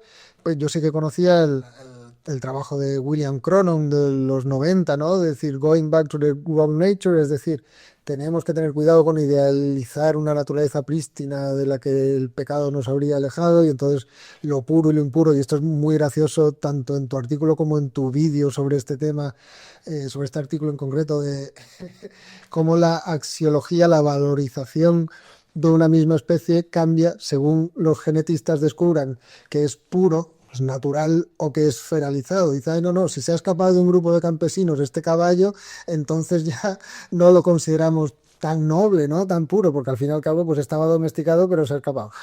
Ahora vamos a hablar de eso en detenimiento. Eso es interesantísimo, o sea, que ese tipo de valorizaciones que tienen mucho interés, pero lo que yo digo es que sería un poco injusto atribuir una filosofía pre-ecológica, predinámica, pre-metaequilibrio a los ecólogos que no están de acuerdo en esto. Siendo que yo parto de que ese artículo fue un poco raro, porque ¿para qué tú gastas tantas energías de 40 científicos para criticar el rewilding, que al final es un movimiento bastante minoritario y que tampoco tiene que ser incompatible con otros movimientos? Yo te quería preguntar sobre eso porque en tu artículo hablas de la restauración y en tus vídeos también, pero hablas menos, que yo sepa, de lo que se llama la agricultura y ganadería regenerativa.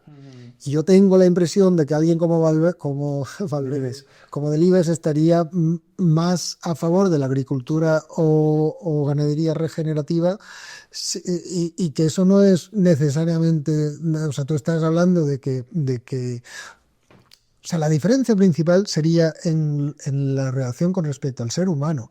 Y el rewilding lo que quiere es facilitar espacios Sí. de autonomía para los sistemas naturales. Sí. La agricultura regenerativa, o lo que decía Delibes, es, vale, pero como esos espacios al final van a ser pocos, hay que habilitar maneras de que los seres humanos convivan con los ecosistemas sin destrozarlos.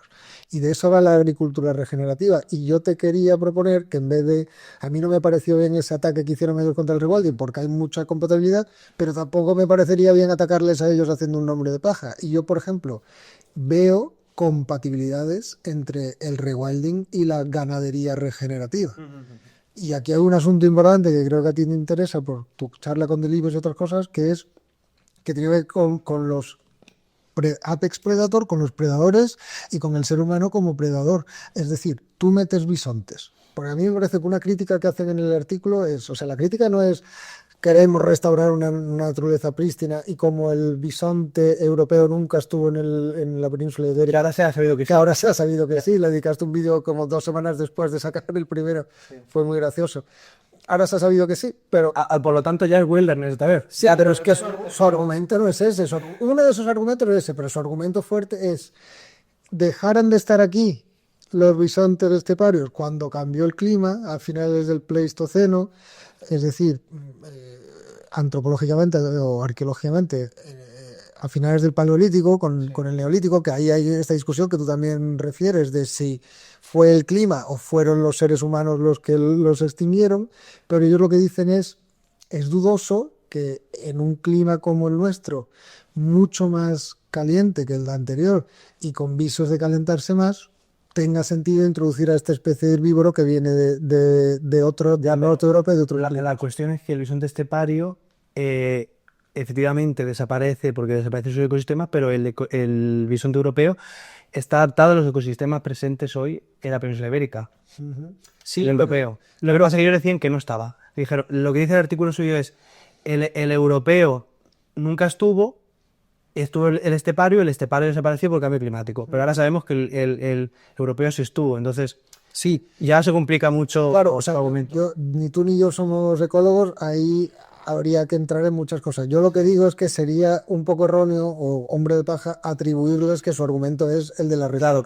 Entiendo lo que dices. O sea, ¿tiene argumentos ecológicos más discutibles? Claro. No. Por ejemplo, dicen, no, es que el estepario era de pasto y el bisonte europeo es más de bosque y en España, en la península ibérica ya tenemos ciervos para los bosques. Sí, pero el gran herbívoro ya existe. Y el bisonte europeo, dicen ellos también, no está tan claro que sea presa fácil para los lobos. Ya. Porque pueden ir a por los cachorros, pero lo tienen jodido. Igual que el toro, ¿no? Un lobo o una vaca. Los lobos sí que lo consiguen. Pero... Sí, puede comerse a los carneros, puede tal, pero cuesta. Y dice, y prioritariamente la presa del lobo no va a ser esa. Con lo cual... y sí que va a ser el corzo o el ciervo, sí. Con lo cual tiene más sentido en la península ibérica esto. Yo no lo sé. Yo lo que digo es que sería erróneo atribuirles una perspectiva filosófica que no tiene. O sea, yo no considero que a día de hoy, salvo que alguna persona de la viejísima guardia, a lo mejor que tenga... Que sí que siga manteniendo ciertos prejuicios que yo llamaría como mecanicistas, por así decirlo. No digo que la mayor parte de las personas que están contra el rewilding piensen así. Y de hecho yo pienso, por el tema, como decía al principio, que alguna de las dos categorías va a desaparecer en los próximos 15 o 20 años. O restauración ecológica o rewilding. Porque realmente, como digo, el corpus de la ecología sí, es exactamente idéntico. O sea, y ahí pongo el ejemplo que decías del caballo, ¿no? Hasta el año 2017, creo que es, 2019, pensábamos que el caballo Taki, el Przewalski, mucha gente lo conoce así, Taki es el nombre original de los mongoles, de ahí de las estepas de Asia, era la única raza de caballo que nunca había sido domesticada. Por lo tanto, era puro en términos de naturaleza, como la naturaleza, como aquello intocado, ¿no? Ontológicamente distinta del ser humano. Aunque también hay que decir una cosa, el Taki ha sido, desde finales del siglo XIX, criado en cautividad porque había tan pocos, no sé si finales del XIX o comienzos del XX, por esa fecha, había tan pocos que se crió en cautividad. Y eso también te pone un poco en cuestión si es verdaderamente puro en términos materiales, porque si tú crías y seleccionas para que no haya cruces y forma parte de un programa in situ de como se ha hecho con el lince ibérico, ¿no? Ya dices, ostras, el lince ibérico es un producto totalmente natural, bueno, hasta cierto sentido, ¿no? Pero la cuestión es que el Taki se consideraba el único caballo nunca domesticado, que nunca había sido seleccionado artificialmente. Ese año se publicó un artículo, no sé si de Science o Nature, una de las dos, porque la respuesta van a ser entre estas dos, que dice que realmente es un caballo que se escapó de una etnia de pastores originarios de las estepas, llamados Botai, hace 5.000 años, y como había pasado tanto tiempo, nosotros esa historia no la conocíamos, y en el fondo era un caballo feral, se había feralizado solo. 2 o 3 años después, Nature Science, la revista contraria, publica un artículo que dice que esas evidencias que se habían encontrado anatómicas y no sé qué, en el fondo no se deben a un proceso de domesticación, sino que se pueden explicar por otras causas. Entonces, ¿qué pasó durante esos años? Que dentro del mundo de la conservación había un pesimismo con respecto a la especie, porque la especie había perdido valor, por así decirlo, porque ya no era pura. La especie había pasado a ser pues un caballo más.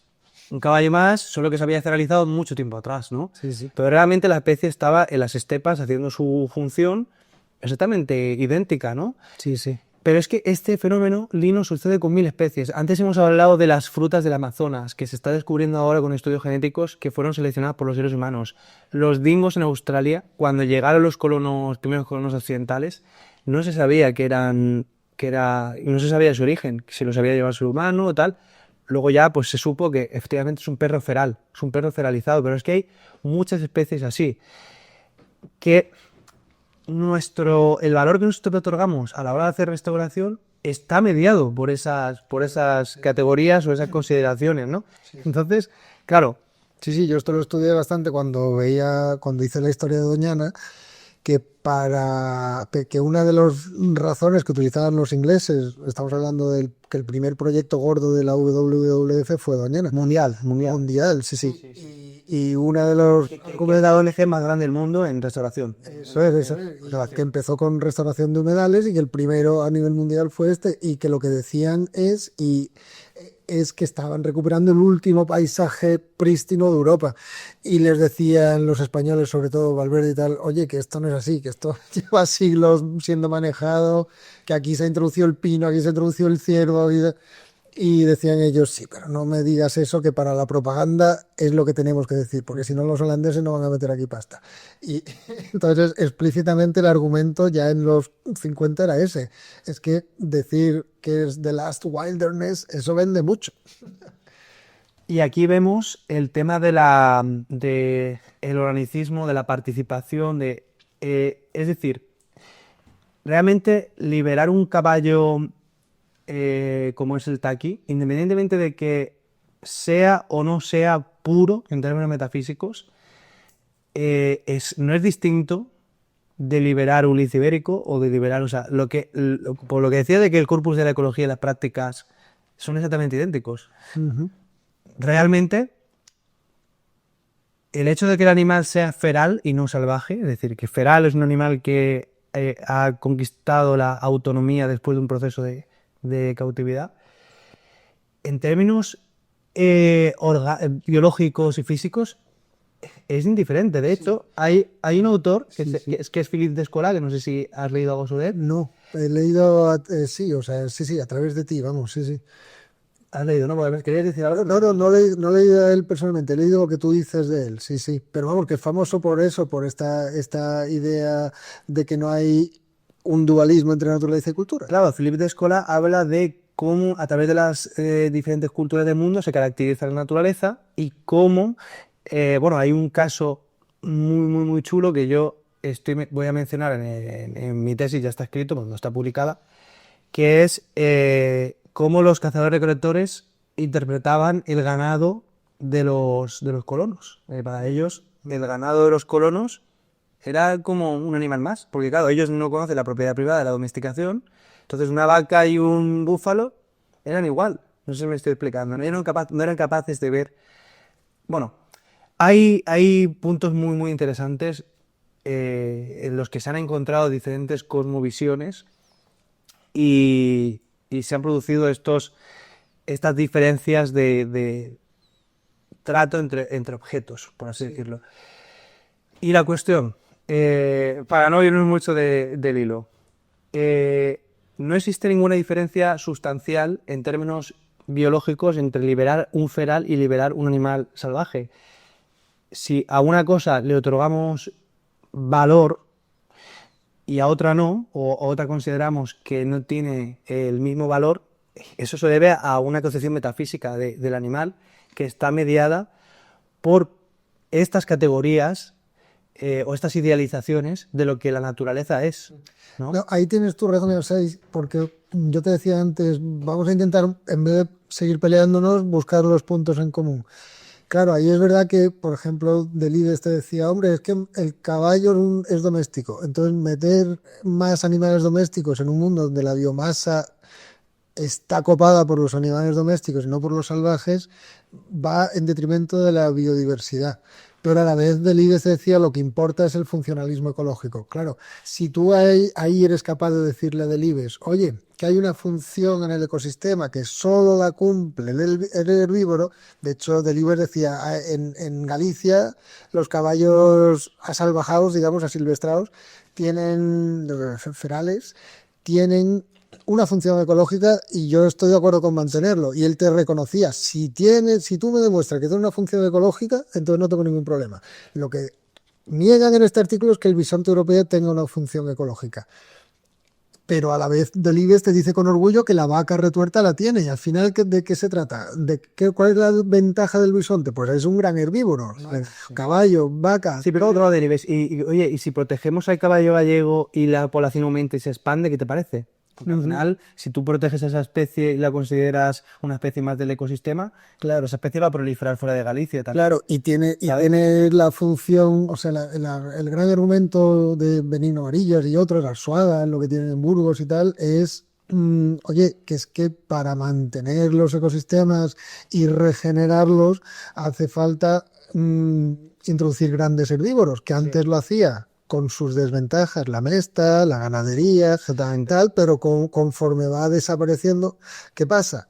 Que la ganadería regenerativa, por ejemplo, que se está moviendo mucho ahora mismo, tal y como estamos hablando, hay un congreso ibérico de agricultura y ganadería regenerativa en Mértola, en Portugal.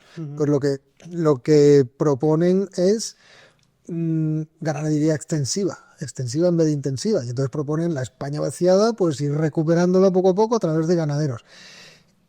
¿Qué pasa? Que el rewilding está a favor de eso. Claro, y rewilding más o menos dice lo mismo. ¿Qué diferencia hay? Que rewilding insiste en principio en que los sistemas sean autónomos, independientes de la mano del hombre, mientras que la ganadería, por definición, no es autónoma, independiente de la mano del hombre. Y yo creo que si fuera verdad, a ver mi propuesta de unificación, si fuera verdad que el bisonte europeo o estepario, que es más grande todavía, pero ese ya no existe, si fuera verdad que el bisonte europeo tiene difícil predador en la península ibérica,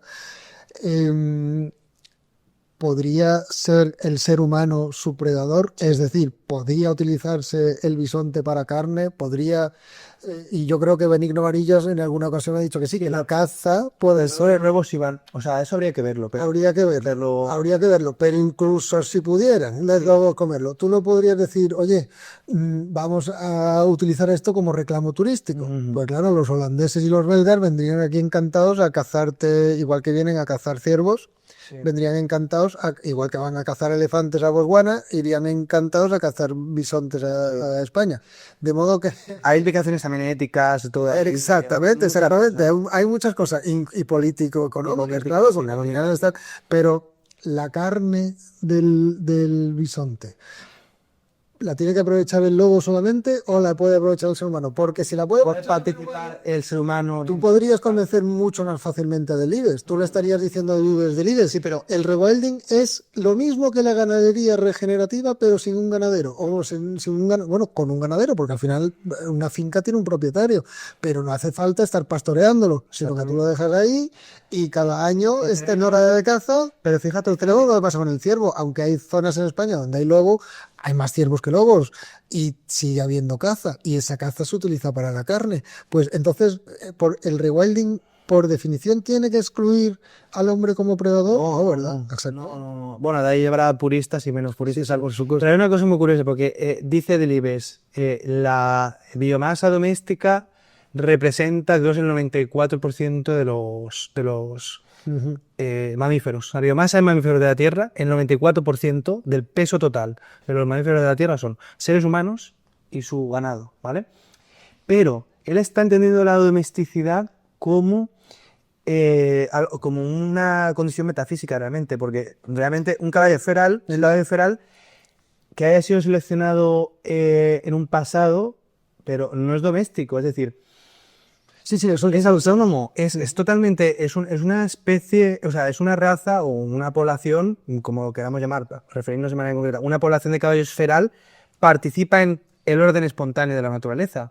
No participa en un orden racionalista humano. Sí, aunque, por ejemplo, el encargo de las vacas de Delibes, Una vaca que está en una industria cárnica sometida a un régimen de producción racionalista no está incorporada en el sistema totalmente rural orgánico. Pero la vaca retuerta que vive en libertad en Doñana, que introdujo Valverde, según el propio Delibes, eso cada año hay que hacer sacas, hay que hacer tal.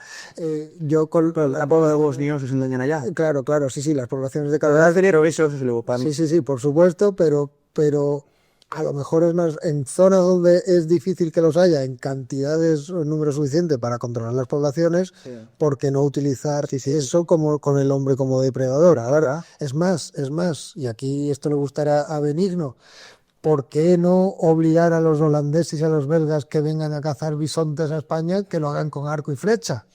Entonces, claro, que ya el parque paleolítico sea paleolítico de verdad. Pero eso no le va a gustar a los ecologistas. Hachazos, exacto. Eso no le va a gustar a los ecologistas. Sí, pero ahí hay una contradicción. Yo he hablado de esto también en el artículo sobre Doñana, que esto lo sabe Delibes y lo sabe todo el mundo, pero yo creo que aporto datos interesantes, pero que los conservacionistas históricamente son los cazadores, que son los que dicen, oye, esto es mío. El coto de Doñana. El coto de Doñana, los cazadores, los aristócratas que dicen, oye, tú, furtivo, no me quites mis ciervos que son para mí, o mis osos, ¿no? Sí. Pues pasa un poco igual que la caza, el mundo cinegético ha perdido valorización por parte del ecologismo, pero el rey emérito, Juan Carlos, le dieron la presidencia de honor de AENA porque, es decir, de la rama española del WWF, porque era cazador y por tanto tenía mucho interés en las grandes presas, ¿no? Sí. Y luego cuando se vio su foto famosa en Botswana con el elefante, pues ya ahí cayó en desgracia y que además coincidió con que era un viaje así con un amante y tal. Él no lo siente, no volverá a ocurrir, eso. Se juntó todo, dejó de ser rey, pero también dejó de ser presidente de honor de AENA. Y dice, bueno, a lo mejor tendrá que haber un momento en que el conservacionismo y la caza se vuelvan a vivir. Yo, a ver, que por cierto yo no soy cazador tampoco, pero sí que soy un poco más pescador. No, por familia soy un poco más agricultor y ganadero regenerativo, tengo esa faceta, pero no soy cazador, pero vamos, conozco cazadores y como carne de caza. Comerte me parece mejor carne de caza que carne de ganadería intensiva, ética, sin ninguna duda. Seguro porque viven en el campo mientras tanto. Claro. No, pero es que además en África la mayor parte de los parques nacionales alrededor tienen cinturones que son cotos de caza muy extensos y que de alguna forma previenen que el territorio se racionalice. Porque al final aquí la cuestión con el wildness, ¿no? El wildness es el territorio no racionalizado. Que no es lo mismo que no doméstico, porque la categoría doméstico implica el dualismo metafísico. Eso es lo que yo estoy explorando en mi tesis, ¿no? Y en el artículo este. Es decir, si por doméstico entendemos que ha sufrido en algún momento de alteración el ser humano, hasta el lince ibérico sería doméstico. Hasta el lince ibérico lo sería. En términos de metafísicos lo sería, porque el lince ibérico ha sido confeccionado por ingenieros biotecnólogos, ¿no? Y es un producto híbrido en ese sentido, ¿no? Ahora, un sistema autónomo no tiene nada que ver con un sistema que no haya sido intervenido con el ser humano, ¿vale? Y puede ser un coto de caza en el cual los seres humanos van y hacen un uso y disfrute de ese al margen ya de las implicaciones éticas, no estoy refiriéndome a eso, puede estar perfectamente en un estado de conservación idóneo, ¿vale? Entonces, los cotos de caza previenen a los territorios circundantes de los parques nacionales, en este caso en África, y podría hacerse lo mismo en Europa, pero habría que cambiar también nuestra ética, habría que cambiar un poco, de que esos territorios sean cultivos o sean otra forma de explotación del territorio racionalizada en el sentido de sometida a los intereses humanos y organizada en base a la maximización de la energía que el territorio puede dar, ¿no? Entonces, por ejemplo, en Doñana, alrededor de Doñana hay un montón de cultivos de fresas, algunos de los cuales ilegales. Oye, ¿no sería más inteligente que los alrededores de Doñana, ya que la gente tiene que vivir de algo, fueran cotos de caza grandes, que, vale, a mucha gente no le parecerá bien en términos éticos o lo que sea, pero ¿no sería más inteligente por la conservación de la naturaleza que eso fueran grandes cotos de caza y que el parque, en términos biológicos materiales reales, fuese muchísimo más grande? Porque es que al final... Sí, pero habría que hacer un estudio económico que es muy difícil de hacer, porque además no tendría que ser solo en términos de productividad, sino de quién se beneficia de esa productividad, porque las empresas de fresa por al final son 3 o 4 y son muchísimas hectáreas dedicadas a eso, que dicen, no, es que da puestos de trabajo. ¿A quién? ¿Y cuánto genera? Pues habría que hacer el estudio contrario. ¿Cuánto generaría y a quién si esto fuera como tú dices? Y desde luego eso sería más compatible con el acuífero y con todo, evidentemente. Lo que pasa es que efectivamente la caza tiene muy mala prensa entre los conservacionistas. Por ahora, yo creo que eso puede cambiar. Puede cambiar, igual que con las energías nucleares. Yo va a cambiar. Muy ecologistas en Estados Unidos que dicen, no, yo soy vegetariano, y te vas a su arcón y tiene un montón de jabalíes y ciervos. Y dicen, no, es que esto lo cazo yo. Ostras, vegetariano, pero tienes tu escopeta y vives en el bosque y comes carne que cazas tú. Y dices, claro, yo soy vegetariano en el sentido de que yo no me como la basura de una granja de pollos. Que no quiero un animal que esté torturado en una cámara de gas, básicamente. Estoy exagerando, no quiero banalizar, pero un animal que está toda su vida sin poder girar ni seguir su cuerpo porque la jaula en la que está no permite, una vaca, ¿no? Está en un campo de concentración, básicamente, ¿no? Entonces hay muchos vegetarianos, yo he conocido varios, He conocido que comen carne. Hay que poder permitírselo porque, claro, es menos productiva. Claro, todas estas cosas, igual que el rewilding, ¿no? Al final son modos de gestión, es decir, que es un poco lo que decía Delibes también, son modos de gestión creíbles a nivel planetario en una humanidad de más de 8.000 millones de personas. Claro. Pues seguramente no. Mira, uno de los autores que yo menciono en el artículo es Edward Wilson, que es uno de los padres de rewilding, que tiene miedo a la categoría de rewilding, por esto que decíamos, ¿no?, de que al final la ecología evoluciona y a veces la racionalización de los cambios en cualquier disciplina científica llega mucho más tarde y la forma de comprenderlo pues necesita de la filosofía, necesita de la reflexión. Pues él, habiendo fundado todos los principios en los cuales está basado el rewilding, sin embargo, y de hecho él propone que media Tierra tiene que quedarse en un régimen de orden espontáneo, porque dice que para que los ciclos de la naturaleza, del sistema Tierra sean predecibles y autónomos, tienen que funcionar por sí sola. Él, habiendo desarrollado toda esta teoría que sería el rewilding supremo, es decir, dejar media Tierra en el orden espontáneo natural, sin embargo, no quiere decir la categoría rewilding, ¿no? Pero claro, la cuestión es la siguiente: ¿cómo vamos a dejar el espacio suficiente para que, o sea, cómo cuantificamos y calculamos y encajamos eso en un sistema de participación democrática? Porque claro, media Tierra, en España, ¿qué te pones a expropiar? O sea, ya no participación democrática, ya es que geopolíticamente es imposible. Porque ahora mismo que una nación no lo haga ya, o sea, que no tiene sentido. No tiene sentido político. Este es el problema de muchas de estas discusiones, que es que hay cosas desde un punto de vista ecológico que tienen sentido que desde un punto de vista político no lo tienen. Y efectivamente, si no nos ponemos de acuerdo en si la OTAN debe existir, en si Ucrania tiene razón, en si Rusia tiene razón, ¿cómo nos vamos a poner de acuerdo en algo así? No nos ponemos de acuerdo en frenar el número de emisiones, porque el nos no existe. En realidad, ¿quiénes somos los que nos tenemos que poner de acuerdo? Por ahí, grupos humanos enfrentados con otros grupos humanos con intereses distintos. Y ahí la ciencia puede informar. Pero es que teniendo en cuenta los mismos datos científicos sigue habiendo intereses contrapuestos, con lo cual habrá gente que dice, oye, mira, que no, vamos, Rusia, tú preguntas a Rusia y dices, no, si la mitad de Rusia ya es así, nosotros ya lo hemos hecho, ahora hazlo tú. Pero claro, que Alemania, es imposible en Alemania que dé la mitad del territorio, por ejemplo. Japón, pues se supone que el 80% es bosque, pero es bosque muy manejado, claro. Vamos a Bosque dejado a su libre albedrío, pues están entre ciudades. Sí, sí, sí. No, y también hay una cuestión aquí. Tú has hablado de la agricultura regenerativa, todas esas formas de silvicultura, todo esto. Estas son formas de explotación blanda que muchos ecologistas consideran un escenario ideal de hibridación entre naturaleza y cultura cooperativa, por así decirlo, que ya en la península ibérica, pues por ejemplo la dehesa es un buen ejemplo de esto, ¿no? Total, total. O la transhumancia lo ha sido durante mucho tiempo, claro que nadie quiere vivir ahora siendo uno una transhumante, ¿no? Que se nos quitarían muchos problemas psicológicos, más de uno, hacemos una rutita de transhumante, ¿no? Esto es al margen, ¿no?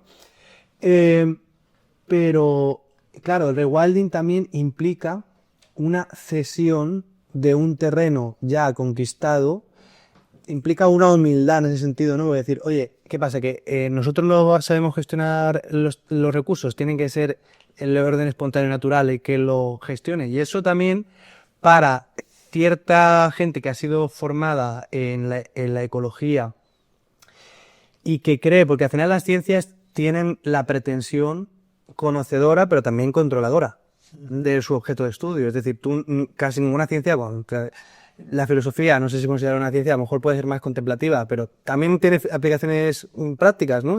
Sí, como mínimo ideológicas. Claro, claro. Pero las ciencias no solamente persiguen la comprensión, sino también el control del sujeto de estudio. Y claro, que a gente que ha sido formada durante décadas, no solamente en el conocimiento de los ecosistemas, sino en cómo gestionarlos, decirles ahora, oye, no, que tú tienes que meter las introducciones necesarias y pirarte de ahí porque tú ya no tienes nada que hacer ahí, tú te tienes que contemplar. Ya no solo es una cuestión de que es complicado en términos económicos, sino que para los propios científicos que se encargan de esta disciplina es chocante, ¿no? Pero para mí me parece un modelo ideal para ciertos territorios, señaladamente los parques nacionales, donde creo que sí que deberíamos, luego alrededor podemos hacer zonas de caza, podemos hacer mil formas de silvicultura, explotación degenerativa y tal, pero sí que creo que hay territorios que deberían de ser lo más grandes posibles, mucho más que lo son hoy día, donde creo que deberíamos de intentar, incluso por motivos científicos, pero también por lo que decíamos de Witt, del orden espontáneo, Salvaje posible. y hacer corredores ecológicos, todas estas técnicas, que al final son híbridos entre naturaleza y cultura. Sí, sí, sí. Todas estas técnicas rompen con el ideal de naturaleza prístina, prehumana, pero facilitan esa autogestión de la naturaleza que sí que creo que necesitamos. Además, vamos a pensar una cosa. Europa lleva mucho tiempo racionalizada, ¿vale? Pero Europa es minúscula en el total de la superficie terrestre. El resto del mundo ha seguido manteniendo, por mucho que Europa lleve racionalizada siglos, el resto del mundo seguía manteniendo el orden espontáneo de la biosfera y de la atmósfera porque no estaba racionalizado. África no estaba racionalizado, América tampoco, ¿sabes? En Asia algunas partes sí, pero no hay una... O sea, la agricultura intensiva, la implementación masiva de sistemas de regadío, todo eso que ha transformado zonas enteras, pues eso tiene implicaciones. Eso, la naturaleza, como decimos, es un sistema caótico, eso tiene implicaciones en cascada, ¿no? Cuando lo haces a gran escala, ahí va a haber una alteración necesaria Sí, la revolución verde, vamos, eso es lo que... y eso ha pasado en el último siglo, realmente, ¿no? Entonces, bueno, si estamos ahora transformando a escala masiva el mundo, quizá en otras zonas que ya estaban también muy transformadas tenemos que hacer el proceso inverso, ¿no? O intentar... Si nos lo pudiéramos permitir, sí, pero ya se verá. Ahora con la situación geopolítica actual, por ejemplo, pues parece que Europa no está en esas, ¿no? Está pues en lo que al final tiene que estar por la competencia entre naciones, en producir, producir y producir.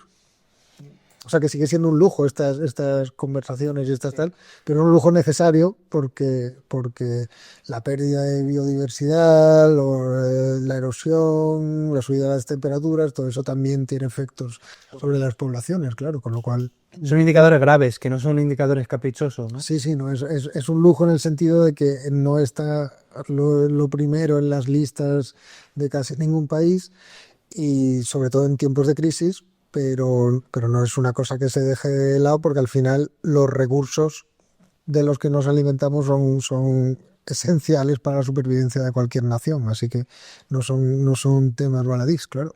Y así es como empezó, de hecho, la restauración ecológica. Empezó la primera restauración, yo leí esto en un manual de Oxford de Historia Ambiental, se llama Conservación Dirigista, Dirigist Conservation, no sé cómo traducirlo en castellano, de conservación dirigista, que se empezaron a dar cuenta de, claro, que se talaba el bosque más rápido de lo que crecía, entonces empezaron a hacer cupos. ¿Cuánta madera te puedes llevar? O que se pescaba más rápido de lo que los caladeros se regeneraban, entonces empezaron a hacer cuotas pesqueras, ¿no? Claro, claro, ese es el origen de la conservación en los bosques Felipe II y la Armada, decir, oye, por eso se supone que el Alcornocal de Cádiz, por ejemplo, se ha preservado desde Ronda hasta Tarifa, porque muchos de los terrenos eran del Estado y aquí no entra nadie. Y lo mismo con los aristócratas y la caza, y lo mismo con las pescas. Hay leyes de pescas de Francia del siglo XVII y XVIII, por ejemplo, que dicen, oye, que de aquí para allá puedes pescar este pescado, o de tamaños, o de tal. Entonces, efectivamente, los grandes tratados internacionales, los primeros ya del siglo XIX, son también de conservación con fines económicos, focas, pájaros, todo ese tipo de cosas. Oye, todo esto me lo tienes que pasar, ¿eh? Todas las fuentes, esto de Felipe II, de Francia y tal, me interesa mucho, ¿eh? Si lo tienes local. Vale, aunque lo de Felipe II te lo dice Delibes en tu Sí, vídeo. dices, sí, Dora. Sí, eso Alberto Celis, que los dos conocemos, tú creo que todavía cercano. también lo he estudiado un poquito, sí. Sí, sí. Sí, sí, pues no, me interesa mucho. Y pues al final es... Y sobre el Alcornocal hay un documental muy bueno que yo no me acuerdo de quién es, pero está en YouTube, no me acuerdo de quién es, que cuenta también esa historia del Alcornocal y la Armada. Pues muy interesante, ¿eh? Al final llevar esto, implementar esto a escala global, si lo piensas bien. Claro, pero Y luego también esa nueva concepción de los procesos y de esa superación de ciertas categorías que, como hemos dicho, son de carácter metafísico.